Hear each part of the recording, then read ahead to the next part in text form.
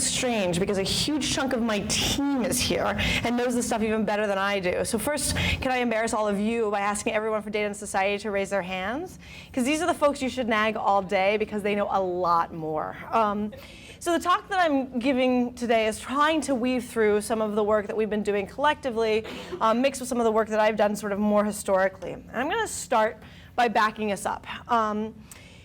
By 2008, paranoia about the dangers of online sexual predation was like at an all-time high. You couldn't go to any news story about MySpace without hearing that it was all about sexual predators.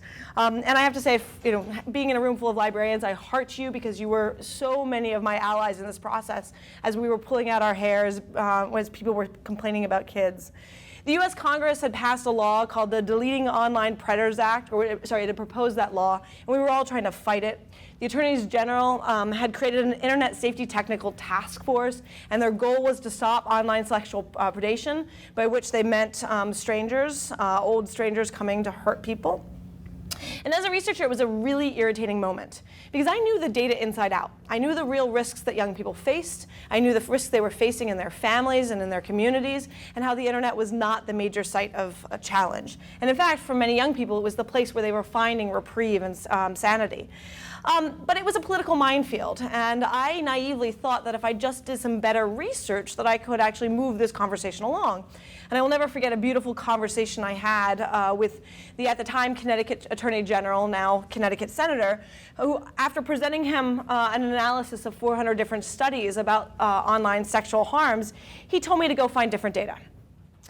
So, teenagers, meanwhile, were really split on the topic. They were really confused about what was going on and why this was such a heightened thing. Some were genuinely afraid. They'd heard rumors, and even though they hadn't met somebody who had met a stranger in a dangerous way, they'd seen To Catch a Predator. And they all told me about the TV show and the news stories and why it was really a risky thing to be online.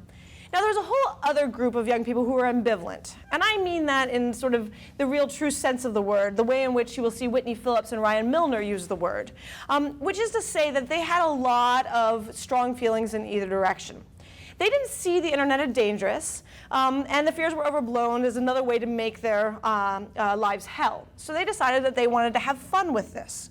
Now, this is, of course, at the time when there was an interesting subculture of online participation, best exemplified through the online fora, 4chan, which at the time was the underbelly of the internet, and that sort of feels quaint right now, because, of course, there's now underbellies of the underbellies of the underbellies.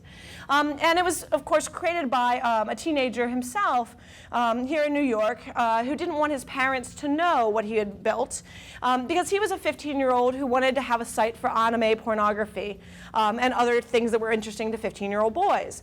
But he didn't want to allow it that he could keep all of the content on the site for forever, mostly because he couldn't afford the servers. And so he did this really fascinating thing where he basically said, once it, in a reverse chronological order, once it reached the bottom of the page, it would just disappear for forever. And this prompted a lot of people to then post it back to the top. This is the beginning of what we now know as meme culture. So they were having fun pushing at this and created all sorts of different cultural dynamics. This is a time where they were having fun with Tom Cruise, who was talking about Scientology, and they loved to point out adult hypocrisy. So where does this story lead us? This story leads us to a moment in which folks decided that it would be fun to mess with Oprah Winfrey. Oprah Winfrey, very much her audience at the time was parents, and she spent a lot of time talking about risks to children on her TV show. And so that made her a perfect target for anybody who had a trolling desire, and they did. So what they managed to get her to say live on national TV, and then I'll give you the context, is, "Let me read you something which was posted to our message boards from someone who claims to be a member from a known pedophile network. It said this: he doesn't forgive, he doesn't forget, his group has over 9,000 penises and they're all raping children. So I want you to know they're organized and they have systematic ways of hurting children and they're using the internet to do it." Now, needless to say, this is a very fearful statement if you have no context for what's being referenced. But if you know anything about anime culture, you know that 9,000 penises references a Japanese video game. If you know anything about Anonymous at the time, you know he doesn't forgive, he doesn't forget, has a lot of references to the subculture at this point. And so what they had done is that they had gone into various fora that they knew that her producers were looking at, and they had constructed a narrative that had actually fit within a broader idea, which was that pedophiles around the world were coming together represented by a teddy bear known as Pedo Bear. And they had managed to make this into a big thing. Now, what is this? This is an attempt to hack the attention economy.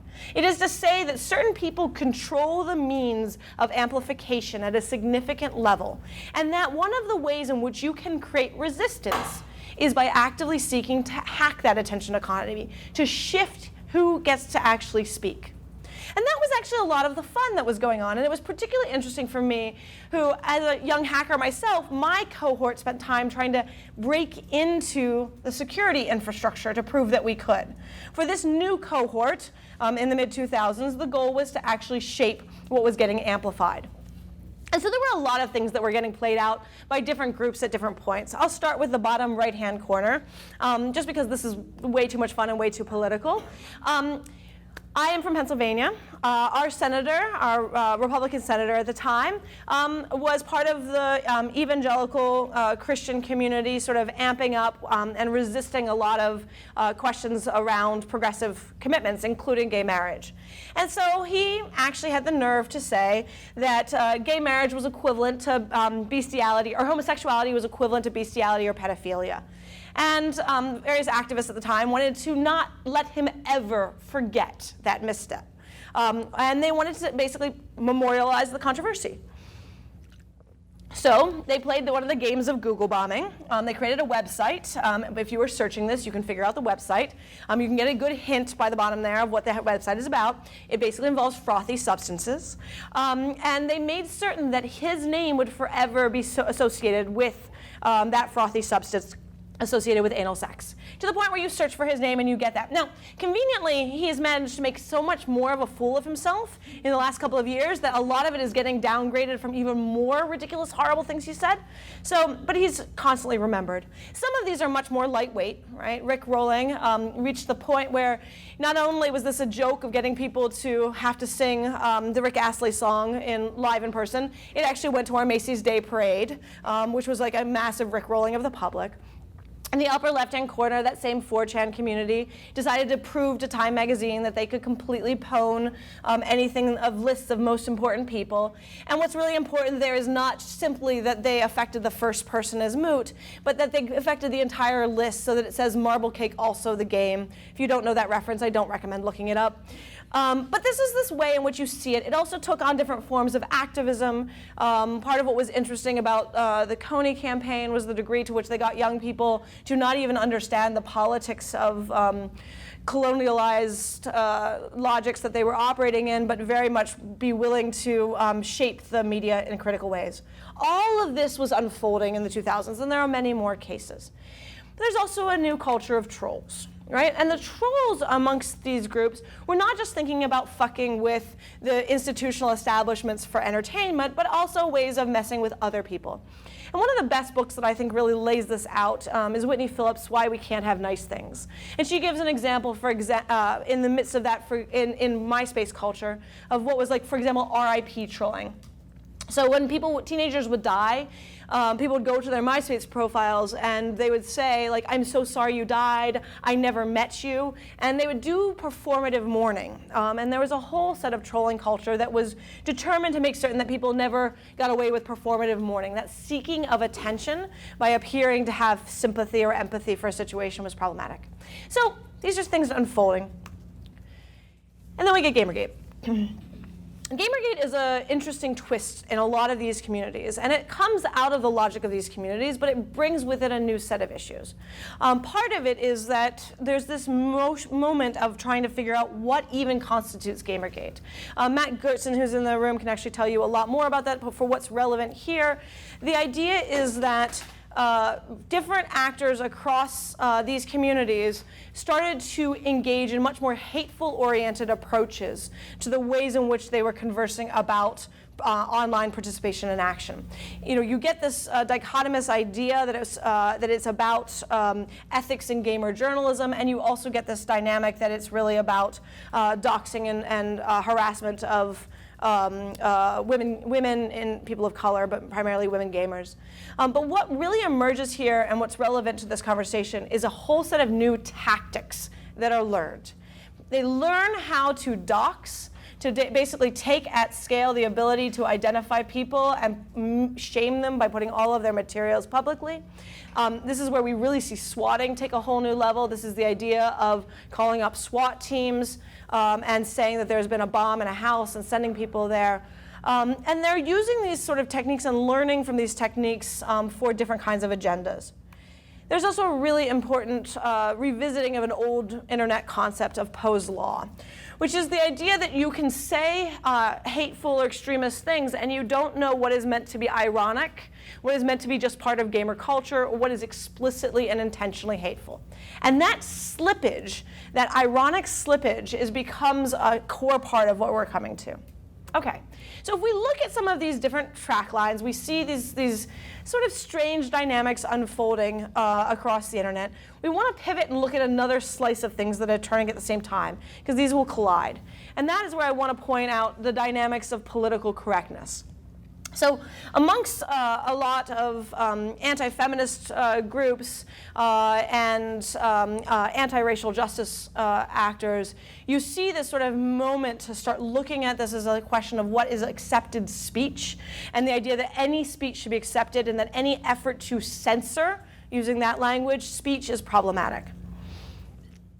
Now, why this is important is that these two worlds come colliding together as we start to move into the 2010s. And that's where I want to pivot to another part. All of this, by the way, is building up to seeing how we get to different aspects of media manipulation. All right, so we've got a whole set of digital subcultures. Many of the ones that I've been tracking for years were just in it for kicks and hoots, ways of messing with things. You start to see other groups who have much more specific agendas. Some of those agendas are deeply political, whether I mean it by big P political, Republican and Democrat, or whether we mean it in terms of ideological. There are two different groups that I think are interesting to think as they flow into this.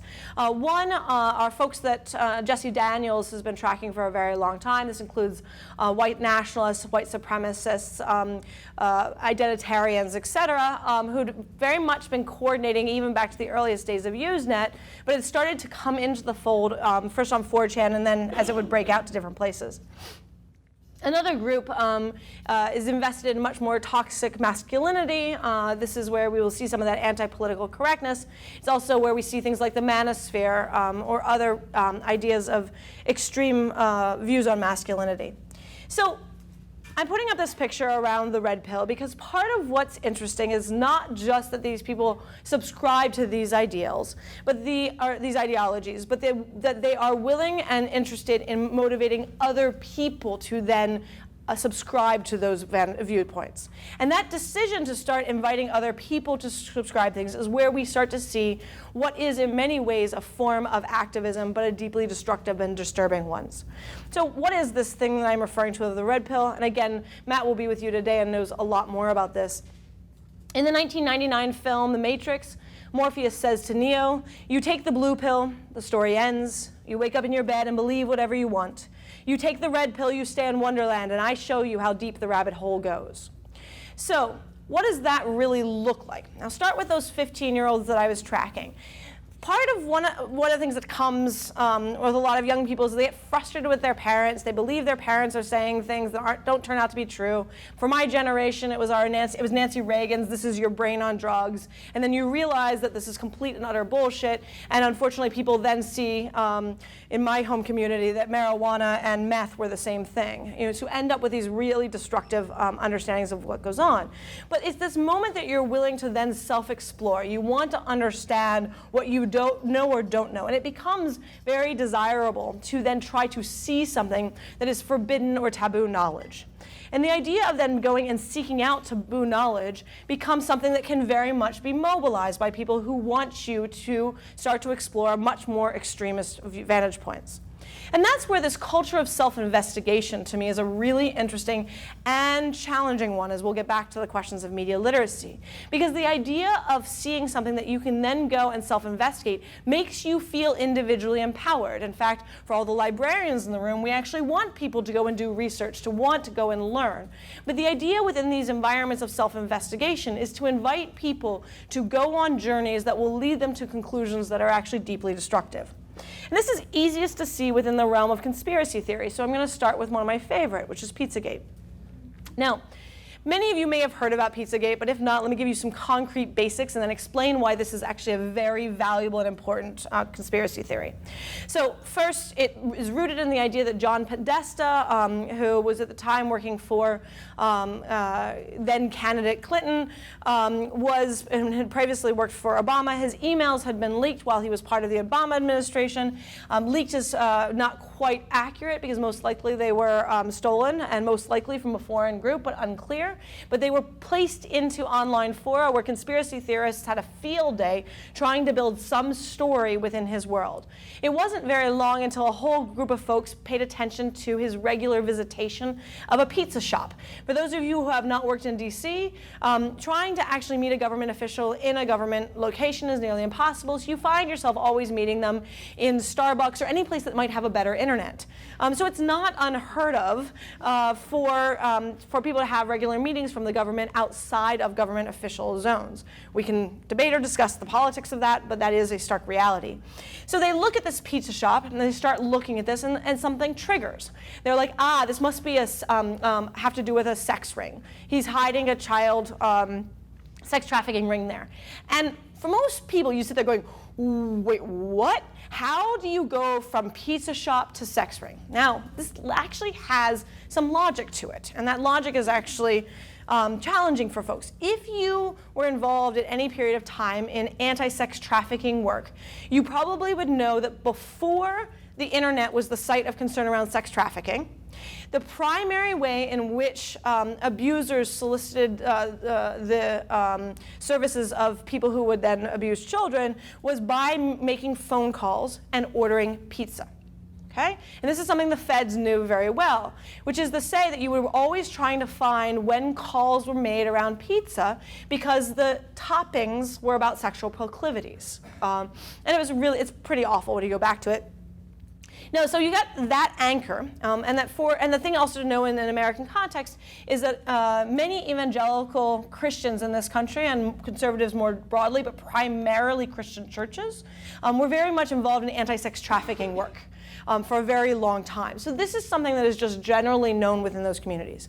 Meanwhile, Clinton is under attack for spending so much of her Secretary of State activity focusing on countering sex trafficking as one of her major topics. Now, the reason people found this so infuriating from especially Christian communities is that they felt as though she was trying to cover up for her husband and her AIDS husband, two men who, of course, have had problematic sexual encounters over a large period of time, by which, of course, I mean Bill Clinton and Anthony Weiner. And so you end up with these connections, and like any good conspiracy, something starts to form. Now, what's important about this is not that there was a conspiracy that formed online. Conspiracies form online all the time. Conspiracies form all over the place on time. It's the idea that this was then parlayed into mainstream media. And when we were tracking this, one of the things that was fascinating were the actors who were very invested in getting mainstream news media to report on it in order to negate it. Why would you seek to get this story negated? Well, the majority of people don't trust the news media. If you don't trust the news media and the news media tells you that there's no story here and you're building a culture of self-investigation, the moment you hear the news media saying there's nothing here, you want to self-investigate. There is something there. Right? And that is a notion of the boomerang effect in psychology. And what's interesting is that in the summer of 2016, as we were watching different groups train each other on communication skills, things that had come up were these reports around the CDC. The CDC basically found that the more the news media said that there was no correlation between autism and vaccination, the more the public believed there to be a correlation between autism and vaccination. So this was a concept that a whole group of, various folks on the internet for all sorts of different reasons was a tactic that they had wanted to try. So it wasn't surprising to me when I started to see messages sent out on Twitter trying to get people to ask what Pizzagate was really about until journalists started to cover it. Keep in mind, hundreds of people showed up to that pizza shop in DC self-investigating. One eventually showed up with a gun, and it turned into a major national news story. But this is where you have this challenge here, right? Where the news or the reporting or the information gets contorted because of the trust. It's also where we have to look at how the media can be used as a tool to get people to certain directions. And so I want to go back to some of those red pilling notions, and I want to do it through the story of Dylan Roof. So in 2012, it was really hard to avoid the names Trayvon Martin and George Zimmerman. But I hate to break it to you, but most teenagers do not pay attention to the news. And in South Carolina, there was a white teenager who was not paying attention at all, but he knew that there was something going on. He kept hearing these names. And so he eventually decides to throw the names into Google. He gets to the Wikipedia entry on Trayvon Martin and George Zimmerman, and he comes away with the impression, with Wikipedia's neutral voice, that Zimmerman was clearly in the right. And he was confused as to why, and discussed why was everybody defending Martin. So part of what was happening is that as he was going through the Wikipedia entry, he also came across a phrase, and he decided to throw that phrase into Google. That phrase was black on white crime, and that brought him to a deeply racist white supremacist website with a lot of online fora where he spent a lot of time diving into it, and this is often referred to as him taking the red pill. And he dove into a world whose theory of power very much positioned white people as victims.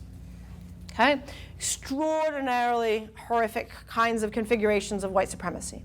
So of course, on June 17, 2015, he sat down for an hour in a church, in a Bible study in South Carolina, before opening fire on all of those people who were with him for an hour, killing 9 and injuring 1.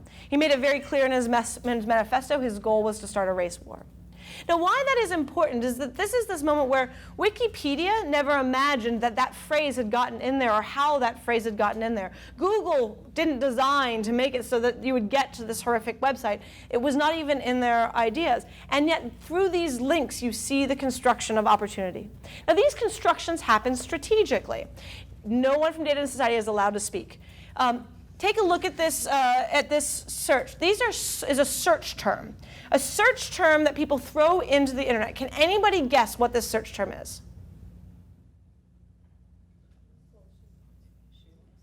So this is the search term for crisis actor. Crisis actor was strategically created after Sandy Hook and pushed over and over again to basically create the notion that anybody who was on national television talking about being victims of mass shootings was actually just an actor for the leftist organizations. So you now have a situation like Parkland where every teenager has to defend on national TV that they are a crisis actor, right, in order to be able to speak. Of course, what we're at right now is these online conspiracies. This is where you see the bottom component is an online conspiracy, taking pictures of white girls that have brown hair and basically saying that they are the same white girl, doing this over and over and over again as a way of constructing an idea that this is part of a deep state movement. This is extremely effective, not because most people believe that they're crisis actors, but because it results in a lot of people being like, are there crisis actors? I wonder if there are crisis actors. Are some people sometimes crisis actors? And just that doubt is the goal. Creating doubt, seeding ways of narrating stories is a way in which we see a very strategic manipulation of a lot of social media and media ecosystems writ large. So we talked a little bit about news media. Let's talk about how news media then gets used to target other groups. So this is Sutherland Springs. On a Sunday, many of you, probably with your New York Times app, saw a notification saying there's a live shooting happening at a church in Texas, and you probably got the notification for the term Sutherland Springs. You, along with pretty much everybody else, had never heard of the town Sutherland Springs, and so people started searching for Sutherland Springs. If you search for Sutherland Springs in the first minute and a half, what you got was Zillow information, demographic information, census information, really boring, dry information that told you nothing except that there was a town in Texas called Sutherland Springs. And that's frustrating for search engines because they want breaking news to be readily available.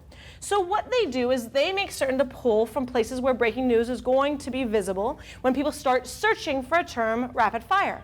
They pull from Reddit and Twitter. Well, different kinds of adversaries online know this. So they start targeting Twitter and Reddit. And what is interesting about this particular case is that various groups who are associated with extreme far-right movements have been working very hard to prop up an equivalent far-left so that they can actually say that they're not extreme, far-left is extreme, and they call that Antifa.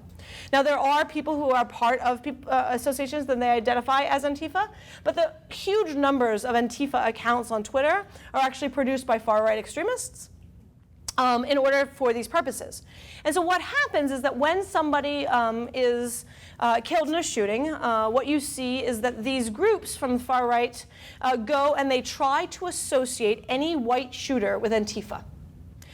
So they go on to Twitter and Reddit, and they start pounding the trending topics, trying to move across as many different places as possible to get that material into Google. But they have another goal. The other goal is to make certain that journalists cover it as such. Because if you go to Google in a search moment, actually what is at the top of a search, almost any search for any news, is going to be that newsreel. So getting something in that newsreel from a real journalist is a really good way of influencing the entire ecosystem. So the goal is to get journalists to connect this to Antifa. Now, one of the ways in which these groups work is that they go and they sit on Twitter with various sock puppets that look like average citizens, and they start contacting journalists. And this was what happened during this particular case.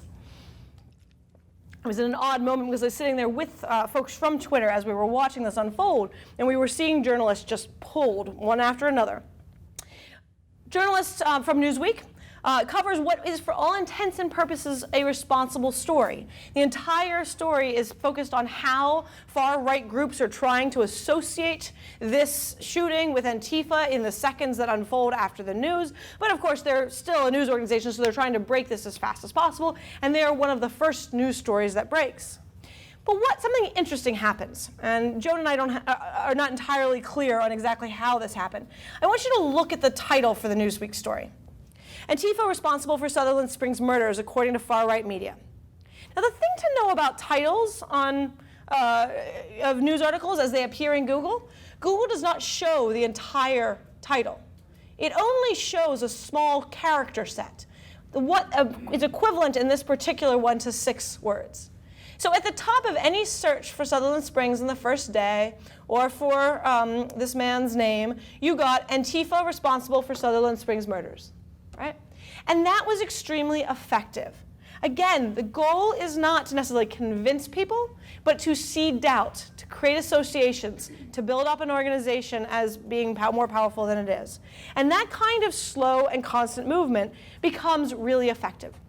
And a lot of what they are manipulating in these spaces are what, from a search engine place, are referred to as data voids. This is the concept of Michael Golubetsky, and it's the idea that there are concepts on the internet or searches on the internet where the results are all crap, right? Let's be honest.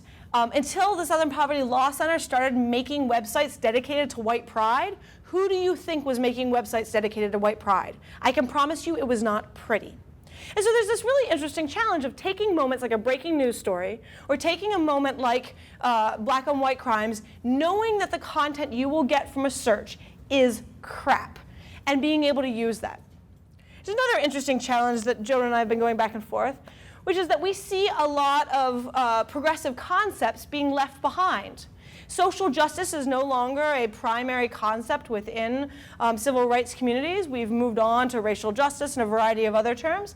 So if you search for on YouTube, and I just did a flat search on YouTube and on Cognito, the content I get for social justice is not what any progressive would be finding remotely acceptable. Because progressive communities aren't making content with the term social justice anymore. It's no longer their term. As a result, for a 15-year-old who isn't yet part of progressive movements, don't yet know what the terms should be in progressive movements, they heard the term social justice, think they may be able to go find their community, they throw that into YouTube and look what they get, right? Now, the thing to know in search land, if you are under 25, your primary search engine is YouTube. So whenever you're thinking about social concepts and you're thinking about how you influence the next generation, pay attention to YouTube. Just do an incognito search, because it's not always so pretty what you will find. Now, you'll notice that most of my examples, especially of violence, involve almost entirely white men. This is not accidental.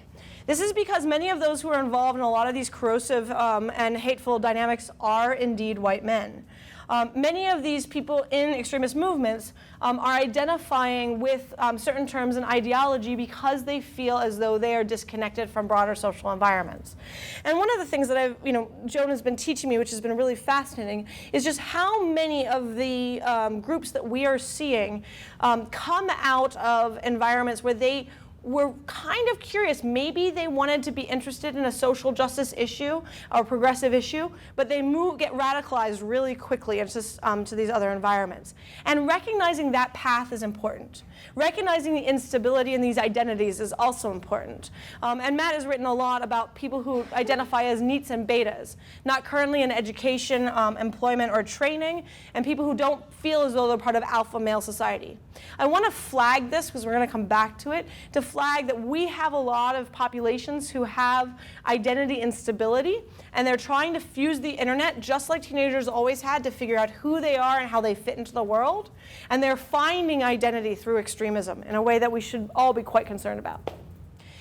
Now, this, of course, leads us to some of the ecosystem of media manipulation. I'm not going to talk about foreign actors in this, but I will acknowledge foreign actors in this because I think there's something important that's going on domestically. But when we see foreign actors involved in it, what we see is a destabilization process.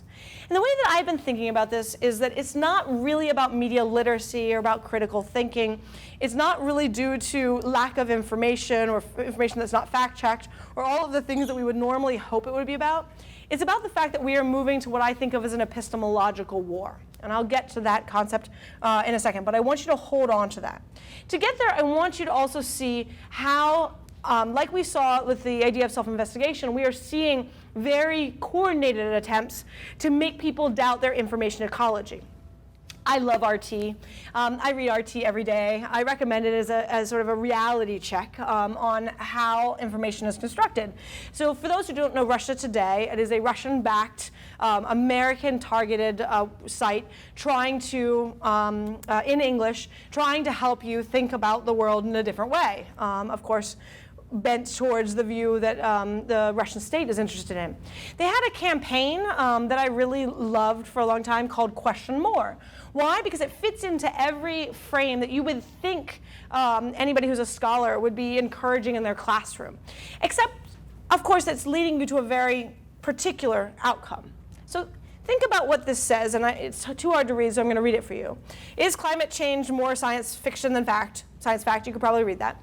Just how reliable is the evidence that suggests that human activity impacts on climate change? The answer isn't always clear-cut. It's only possible to make a balanced judgment if you are better informed. By challenging the accepted view, we reveal a side of the news that you wouldn't normally see, because we believe that the more you question, the more you know. Now, just change that sentence for a second. Imagine that was about exercise and health, right? It would sound totally reasonable. What's disturbing about it is it's destabilizing a particular set of scientific probabilistic conclusions that actually suggests action that we need to take, right, around climate change.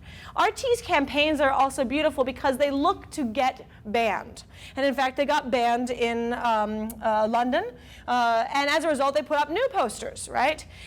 This is what happens. I can't even read that any deeper. But the point is that they get banned around this content. Now, mind you, this kind of questioning is not just to what we would normally think of as climate denying or anti-science material. One of my favorites that was sort of targeting at progressive communities is terror only committed by terrorists, right? very good thing to think about when we think about how a lot of progressive communities respond to state action, particularly during Bush era.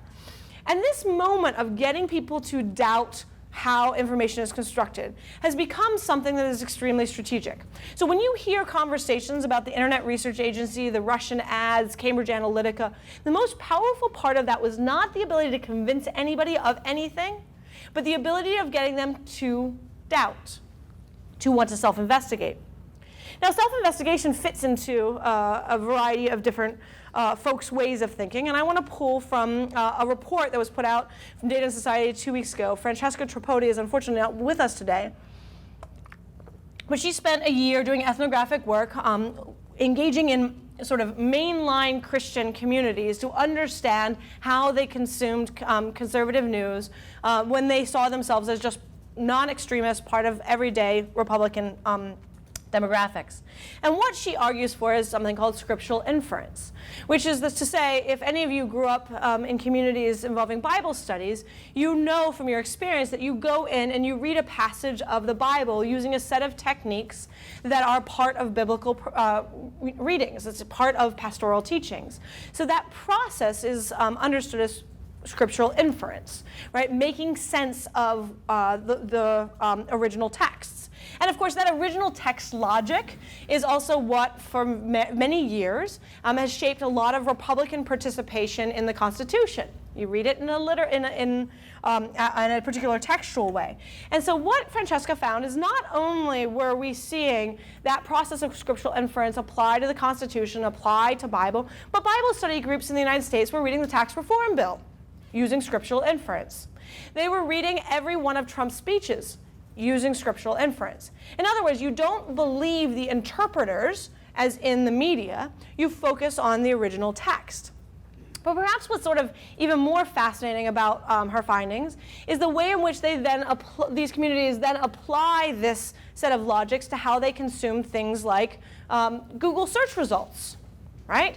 Which is to say that the goal is to architect the right query in the right way that is scripturally defined so that you get the right results. Because the goal with Google is not to actually seek answers to questions, but to fact check. And that process is fundamentally different. So let's look at what that means, again, from her work, when you saw how people were trying to make sense of who they would vote for in a primary, right? So one of the things that's nice about primaries is that it's a great place to see where people get information. Because if you are politically active, you probably have your party and you don't pay much attention if you're most Americans. But during a primary, which of those candidates do you think is actually useful to you?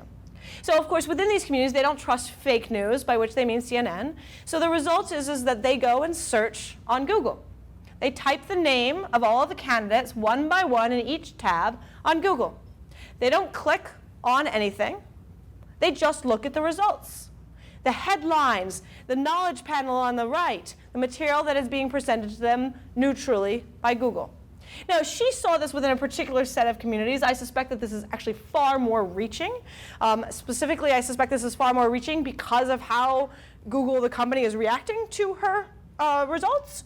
So I think that this is something where you're seeing Google and its structure and its algorithmic processes actually shape the information landscape because people are not actually clicking through. And we're back to that moment of Antifa responsible for Sutherland Springs murders. It's also important to know in this landscape that when people produce or share content that is often deemed as fake or manipulative, they don't necessarily mean to suggest the information that is being shared. So this is sort of one of my favorite ones that got thrown around during the election.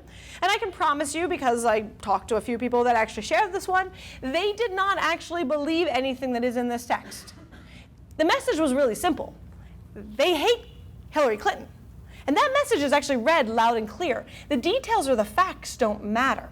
And so imagine what it means when you post this, not caring at all about the content, but using it as a way of signaling your hatred for a particular political candidate. And then a journalist comes up to you and says, you're getting manipulated by Russians, which is why you posted this. That is not going to increase confidence in the news media.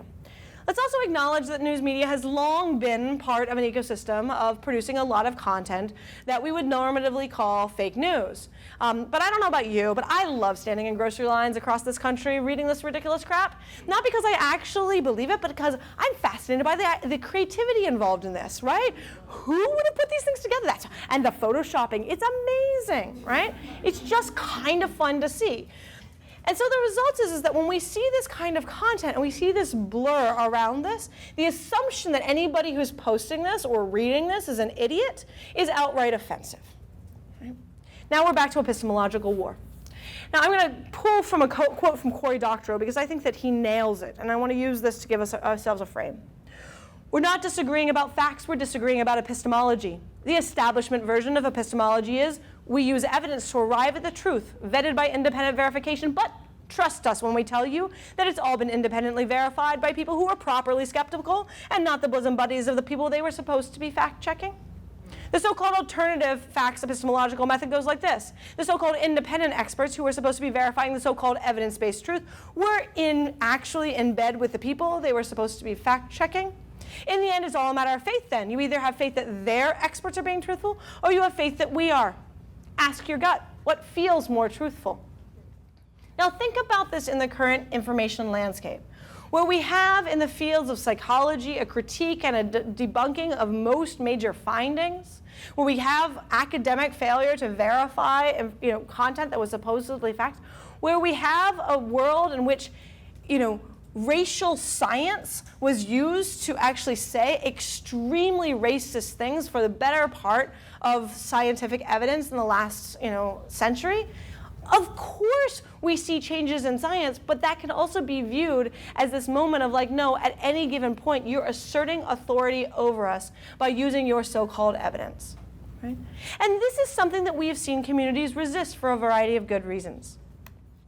So how do we then think about the consequences of amplification in this ecosystem?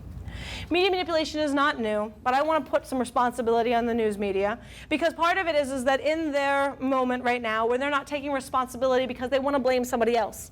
And part of it is everybody wants to blame somebody else. And the thing that I hold news media accountable for is their ethics, just like I hold librarians accountable for their ethics.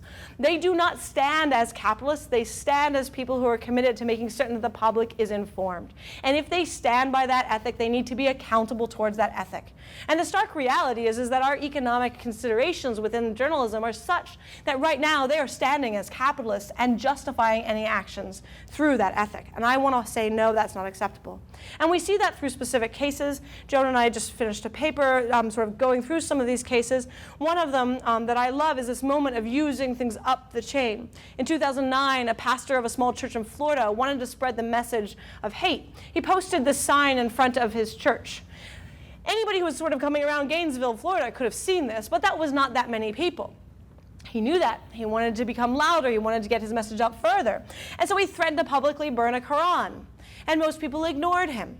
And then he threatened it in new ways, so that he got civil rights groups to start asking him not to writing press releases not to. And then the media starts covering that, right? And it works its way up to a point of escalation, to the point where then Secretary Clinton says to him, do not do this, do not burn the Quran.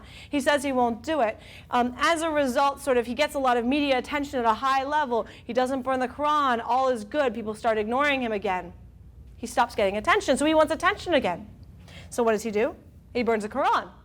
He burns the Quran. It's only witnessed by bloggers, because no news media want to actually cover this. But the thing is that once bloggers cover it, it gets into Google, or actually at the time it was Yahoo News, it gets into Yahoo News. Once it's there, then the major news media is covering it from there. Not only are they covering it, they're amplifying it. I can promise you most of those blogs that were covering at the beginning were not being translated into Arabic, but the New York Times, when it covered it on the front page, was. And the result, of course, was that we saw riots around the world. 12 people died, including 7 United Nations workers in one of the protests in Afghanistan. So now we are living in a contemporary moment, and this is where I'll let Joan talk at you all day about this because she knows way too much about what's going on, where you have our newspaper of record in this town justifying their neutral voice amplification of a variety of hate actors as a way of saying that they're just holding it accountable because their readers really know that this is a problem. And I would argue their readers do not all know this because their readers are far more diverse than that. And in many ways that this has become an entryway. From a search perspective, when the New York Times and other media decide to cover the Toronto murders as associated with incel, we saw a rise like none other in people finding it there.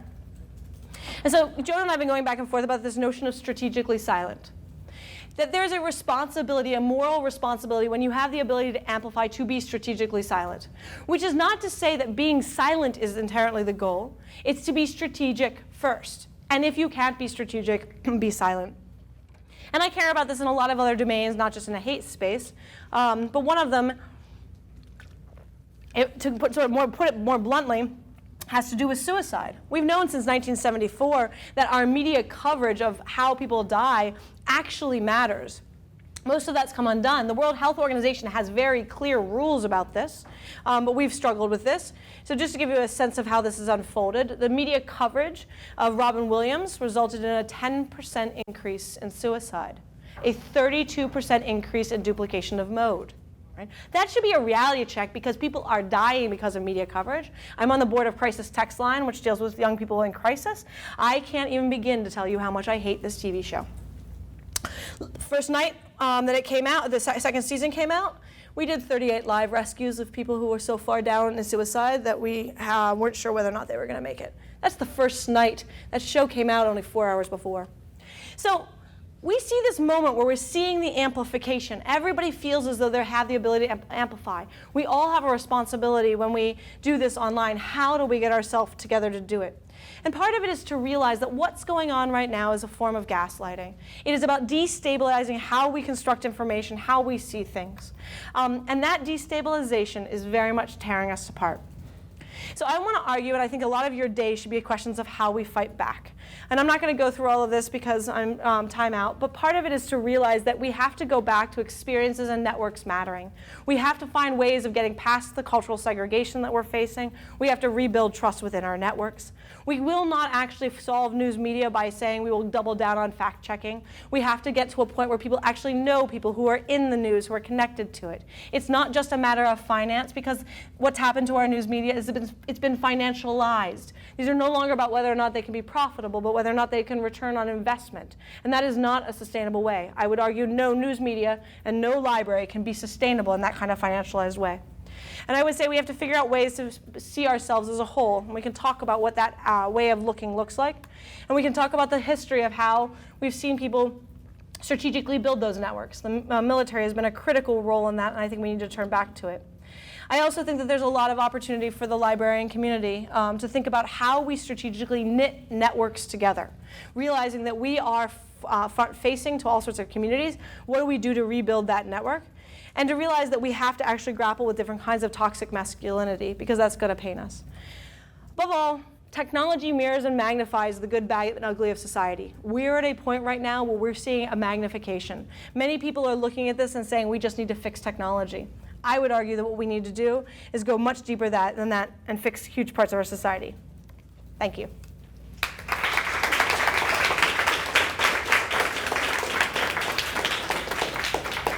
All right, Q&A, and it requires a microphone because there are folks saying, hi, folks. Everyone, let's say hi. Ready? 1, 2, 3.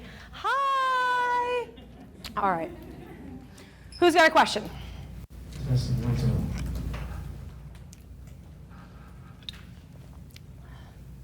Come on. Go for it. This might be this is probably a bigger subject, but you have to believe that there's a counter to this. Everything you described is a way of using these channels and these techniques to search out for nefarious or negative means. So there must be some positive outcome. You must be able to dupe people into doing constructive things. So let's start with the reality that it is a lot easier to destabilize anybody than it is to build them up. right? And we have to acknowledge that. Now, the things that build people up, one, I would say, actually, let me break it down a little bit differently. First thing that I care about is, how do people just not encounter this content in the first place? I want to make it hard. I want cats and kittens, right? Just make it so that you don't even see this in the first place. That, I think, we can actually do a lot more effective work, and we can work together to do this. So, for example, when I look at that search on social justice on YouTube, that should be on us. We should all be making content out there that makes certain that search terms that might come because people are being curious result in content. We're like, hey, yeah, so social justice has this interesting history, and here's why we're focused on racial justice now. But you start with where people are at and you move them. That I think we can own. Or you can be like, hey, you're searching for black on white crimes? I will tell you about kitten videos of black cats and white cats fighting it out, right? Because that's just totally distracting. So there's that body of things of where I think we can actively just get people not down these paths. There's another set of things, which is how do you create the right structural conditions where people actually don't want to explore these or have other places to turn to explore these. Let's start to acknowledging who a lot of these folks are. They're looking for community. They are in a place where they are destabilized.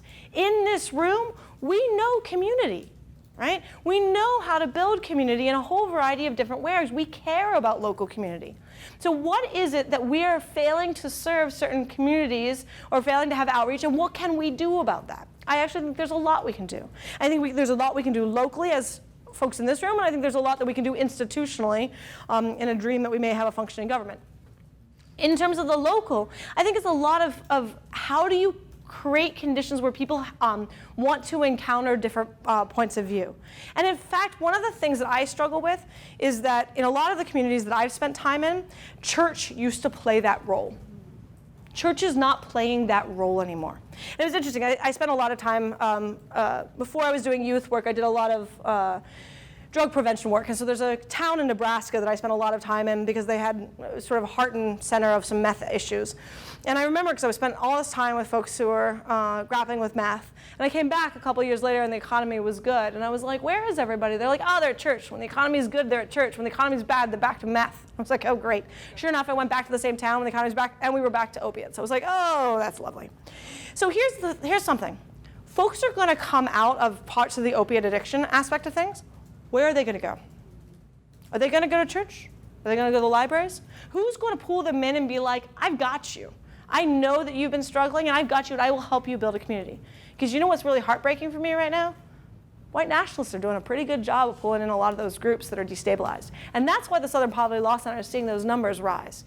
And that, to me, is something that is on us, where it's not just about the media. It's on us to say, we're going to make certain to take those folks who are struggling, who've got challenges, and we're going to pull them into community. And that looks different in different environments with different populations. But I want us to be thinking about re-knitting America. The other thing I want to layer to that so that I can land it, since I didn't get there all with my talk, is that for most of American history, there are a whole set of processes that forced us to spend time with people we didn't have anything in common with, and find ways of accepting, tolerating, and perhaps loving them. The military is probably one of the most interesting, because at the end of the day, basic training sucks. And you go in there and you hate every minute of it. You don't like all these people that are with you. But in that process, and through a set of elements that are the military, you learn to really appreciate the people that you're going to stand by, and you become willing to lay down your life for them. Right? That is huge. We've privatized huge chunks of the military, so that social project of the military affects a much smaller percentage of the population. The elite colleges actually used to do this at the elite level. You'd show up and be like, hey, who's my roommate? I have nothing in common with you. What? Now, of course, people go in having already looked up the information of who they want to be their roommate and choosing it, and we self-segregate on campuses long before we ever show up. So what are the processes and the practices where we can bring people together where they're kind of uncomfortable, they don't have much in common, but they can find a channel together, either because they hate the institution that's brought them together or because they want to do something productive together? And that's something that I believe that all of us can do in different ways. ways. We can bring people together through frustration, or we can bring people together through mobilizing towards something positive. But that's the kind of thing where I do believe there's a lot of interventions that can be done. But I think we actually have to think about this as re-networking American structures as opposed to just content buffering. Other questions? I think I'm not allowed to give it to you and have a mic, because there's people. You can wave. Hi. Thank you. I really like what you're doing with the notion of doubt, and I wonder. I also think that contemporary communication media practices have shifted the way privacy works and anonymity works, and how that structures our network building. So there's a lot of networks being built, being constructed and lived outside the internet, but there's also this whole other wave of internet-based network. So when you call librarians to service in structuring network, we are working in different media contexts. We're working with face-to-face networks. Absolutely. Like AA networks are. Yep. Huge. The activist networks. Like you cited religious communities. But there's all variety. It just seems like to think about that on a sufficiently abstract level and sort of then target our work is challenging. I'm just wondering if you can. No, I hear you. So let me tease that in a couple of different directions. One is that I don't think that the military was structured to do this network project. I think we only saw it when it started to come undone. I think that that's one of the things that's at stake right now, is that we are seeing things fracture and we don't understand what we had.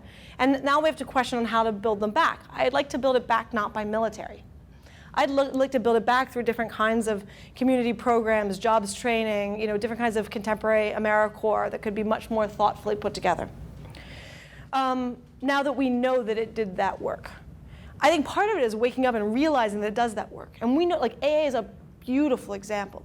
We know that a huge chunk of the power of that community is in being willing to be vulnerable to a group of people who have walked many different paths in this world, right? And that actually holds people. And so the question is, what are the other configurations that can allow us to do that? What are the experiments that we can start building? And I don't expect one community to solve the problems for everybody. But if we all start working to build those networks, that's huge. In terms of the questions of anonymity in the broader networks, one of the things that I struggle with and haven't put my head all fully around. So as a queer youth growing up in the middle of rural Pennsylvania, the internet was my savior. I was like, get me out of here, right? And I was so grateful to find other queer folk. And this is before the anti-queer communities started coming in and attacking us. So we were able to just bond across difference. And I remember when I was looking with youth, fast forward a few years, and there was the It Gets Better campaign. And I was like, this is gonna be great. Like, here's this super energizing things from my generation coming back and saying, like, it gets better, here's the thing. And then I started seeing the suicides. For a year after that campaign, I tracked down every media report of a young person who died by suicide, where the report said that the young person was LGBT identified. And almost all of them had made a video. So I talked to a few folks within these communities. And what I learned, which just totally destroyed me, is that these young people had made that video thinking that they would find community. And they made that video, and Dan Savage maybe connected to it, but they had nobody to turn to. And so that video made them even more vulnerable in their schools to all sorts of harassment and hate. And they didn't get the support. So this is where there's a really interesting, challenging issue of what's going on online. There's a lot of us speaking out on Twitter, but are we actually connecting with everybody who's reaching out for us? I know I can't. That's not sustainable. How many young people have reached out to me that I haven't pulled in thinking that they would get something, and I've left behind. That's something that keeps me up at night. How do we start thinking about all of the folks who are trying to reach and find something and find somewhere, and where they land? Who's willing to pull them in, being like, I've got you? And if that's primarily happening in a way that is caustic, if not outright hateful, I'm scared. So that's part of, when I think about the beauty of AA, for regardless of its religious history, the ability to say, I've got you, is core and central to that community. How do we make that core and central to so many other communities that we build so that we have those people who are looking out and we can pull them in because they are looking. And when I was doing all the work on young people, they're looking all the time. And the more they're struggling, the more they're looking, and I want them to not be held by extremist groups. I want them to be held by folks who are going to keep them solid.